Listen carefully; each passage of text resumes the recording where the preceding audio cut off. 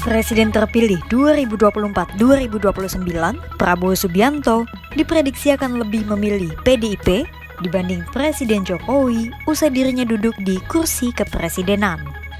Dugaan itu disampaikan oleh pengamat politik UIN Syarif Hidayatullah, Adi Prayitno, pada Selasa 30 April 2024.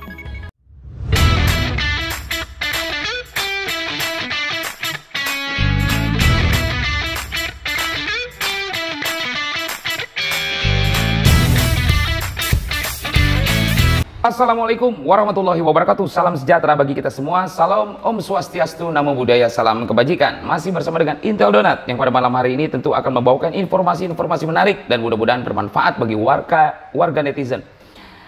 Prabowo tinggalkan Jokowi. Isu ini memang makin santer ya. Saya sempat menyampaikan informasi-informasi ini di beberapa pekan yang lalu.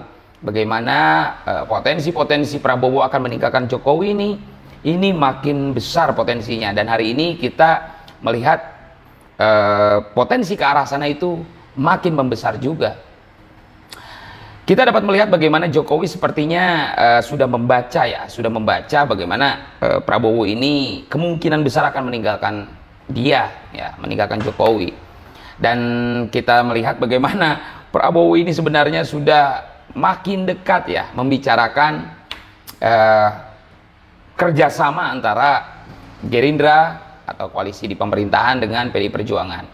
Prabowo melihat PDI Perjuangan ini akan menjadi batu sandungan yang cukup besar. Kenapa? Karena PDI Perjuangan hari ini notabene adalah sebagai pemenang pemilu. PDI Perjuangan memiliki kursi yang cukup besar sebagai penguasa kursi di parlemen hari ini. Karena PDI Perjuangan memenangkan pemilu di 2024 dan Golkar ada di bawahnya. Namun kemudian muncul berbagai persepsi publik. Apakah PDI Perjuangan akan bergabung dengan pemerintahan atau justru akan memilih sebagai oposan? Kita dapat melihat ini dari lobi-lobi politik hari ini. Prabowo melihat potensi PDI Perjuangan ini mengganggu. Ini tentu ada faktor-faktor atau variabel-variabel ke arah sana. Karena Prabowo melihat juga bagaimana pengalaman PDI Perjuangan dalam menduduki kekuasaan oposisi. PDI Perjuangan memiliki pengalaman besar dan memiliki track record yang panjang terkait dengan kekuatan oposisi. PDI Perjuangan di 99 dia dapat membuktikan bagaimana PDI Perjuangan sebagai institusi publik, partai politik yang merupakan representasi rakyat, ini dapat menggoyang posisi dari Pak Harto, menggoyang posisi dari kekuatan pemerintahan.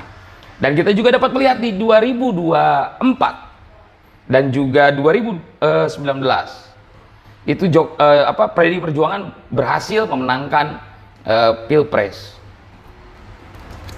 Lalu kemudian yang menjadi pertanyaan besarnya, apakah PDI Perjuangan akan menjadi oposan atau oposisi?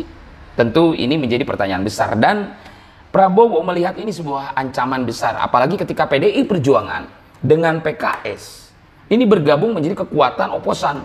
Ini menjadi ancaman besar bagi pemerintahan Prabowo, dan Prabowo tidak menginginkan itu.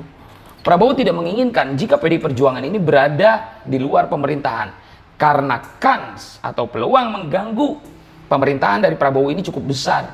Dengan berbagai track record PDI Perjuangan dan juga dengan berbagai prestasi-prestasi PDI Perjuangan sebagai partai oposisi. Kalau kita melihat juga PDI Perjuangan sebenarnya khususnya Megawati Soekarno Putri ini memiliki peluang untuk masuk ke pemerintahan. Namun ketika kesempatan itu digunakan oleh PDI Perjuangan untuk masuk ke pemerintahan, tentu ini akan mengecewakan para konstituennya. Namun juga peluang itu cukup besar juga karena ada beberapa elit-elit dan juga kelompok masyarakat menginginkan jika PDI Perjuangan itu masuk ke pemerintahan. Prabowo sangat menginginkan jika PDI Perjuangan masuk. Dan sebenarnya Prabowo dengan Megawati ini memiliki hubungan cukup erat. Kita lihat di 2004 itu begitu mesranya hubungan Megawati dengan Prabowo. Apakah Prabowo kemungkinan akan menggait Megawati dengan PDI Perjuangannya? Tentu ada hitung-hitungan, ada kalkulasi juga di sana. Megawati Soekarno Putri memang betul memiliki hubungan erat dengan Prabowo, tetapi ada faktor resistensinya, yaitu Gibran di sana.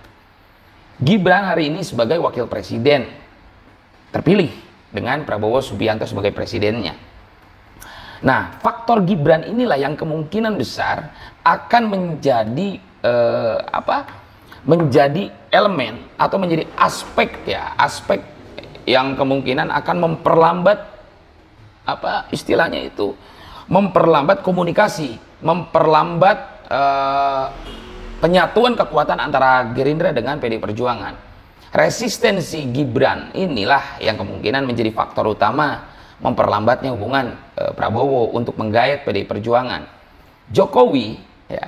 Jokowi ini benar-benar bermain dengan porsi cukup besar ya dalam suksesi Prabowo. Memang betul Prabowo sendiri mengakui bahwa dia dibantu oleh Jokowi. Tetapi apakah hubungan Prabowo dengan Jokowi ini akan tetap erat? Tentu saya melihat ini tidak. Karena Jokowi kemungkinan akan ditinggalkan oleh Prabowo pasca lengsernya Jokowi di Oktober nanti. Karena Jokowi ini hanya variabel penting untuk hari ini, per hari ini, untuk kepentingan Prabowo. Prabowo masih membutuhkan Jokowi hingga per hari ini. Karena apa? Karena variabel pentingnya itu Jokowi untuk tetap melakukan upaya-upaya mempertahankan kekuatan Gibran di dalamnya. Tetapi Prabowo tentu tidak akan mempertahankan Jokowi dengan beberapa faktor pertimbangan. Ya, tidak maulah Prabowo itu di-steer atau di-drive oleh sipil. Yang notabene Prabowo ini adalah orang militer. Kemungkinan tidak akan mau. Prabowo hari ini erat dengan Jokowi hubungannya itu karena Jokowi masih menjadi salah satu pertimbangan variabel penting dalam masa transisi ini. Dan Prabowo melirik bahwa PDI Perjuangan ini menjadi faktor pengganggu jika tidak masuk dalam pemerintahan. Kalau misalkan Prabowo ini meninggalkan Mega, ini yang akan menjadi batu sandungan besar bagi Prabowo. Makanya Prabowo melihat, wah ini Mega harus digait. Kalau tidak, ya mau gimana lagi?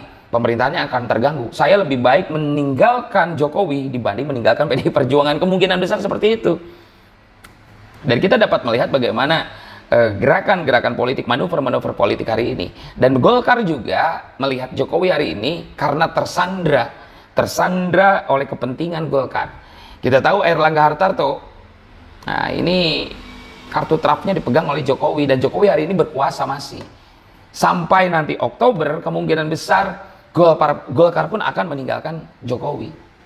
Kita dapat melihat itu dari beberapa manuver-manuver politik, tentunya di elit-elit partai politik itu sendiri. Lalu bagaimana nasib Jokowi? Entahlah, memang Jokowi hari ini sedang ngotot ingin masuk ke Golkar. Tetapi itu dicegah oleh beberapa senior-senior partai Golkar.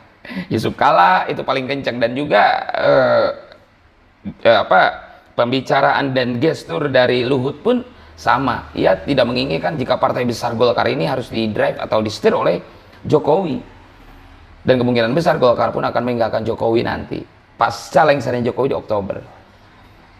Dan juga faktor Jokowi inilah yang nantinya akan mempengaruhi pilkada. Makanya Jokowi harus disingkirkan sebelum pilkada. Pilkada ini kan November, ya. Jokowi ini lengser Oktober, jadi punya waktu pendek Jokowi, dan itu tidak mungkin untuk mengendalikan pilkada nanti. Apalagi sekarang digadang-gadang Ahok ya tidak akan maju di DKI atau sekarang di DKJ ya, daerah khusus Jakarta. Kemungkinan Ahok akan menjadi tandingan di Sumatera Utara jika Bobi Nasution menjadi calon gubernur Sumatera Utara. Tapi kan hingga hari ini belum jelas seperti apa posisinya Bobi Nasution ini. Karena DPD Golkar Sumatera Utara pun tidak mau jika Bobi yang bukan kader ideologis Partai Golkar ini dengan singkat bisa mencalonkan dengan menubruk ADART partai politik Golkar. Tentu tidak mau, apalagi DPD Golkar ini lebih respect pada IJEK ya. calon terkuat dari Golkar, dan kemungkinan PDI Perjuangan jika Bobi Nasution ini jadi mencalonkan diri menjadi gubernur di Sumatera Utara tentu akan ditandingi oleh Basuki Cahayapurnama alias Ahok. Ini menjadi pertarungan seru di pilkada nanti. Dan Jokowi hari ini ngotot untuk masuk Golkar karena dia tidak punya kekuatan politik apapun berupa partai politik.